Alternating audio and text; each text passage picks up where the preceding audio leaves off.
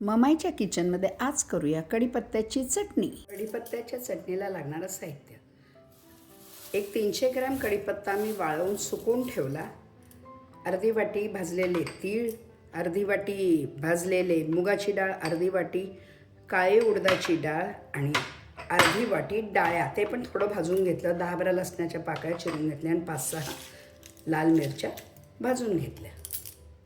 1 चमचा तेल टाकायचं आणि कढीपत्ता अर्धा त्यात टाकायचा. गॅसवर भाजून घ्यायचा. 2-3 मिनटंच भाजलाय, त्याचा रंग बदललाय. हे काढून घेऊन उरलेला पण असाच 1 चमचा तेलावर भाजून घ्यायचा.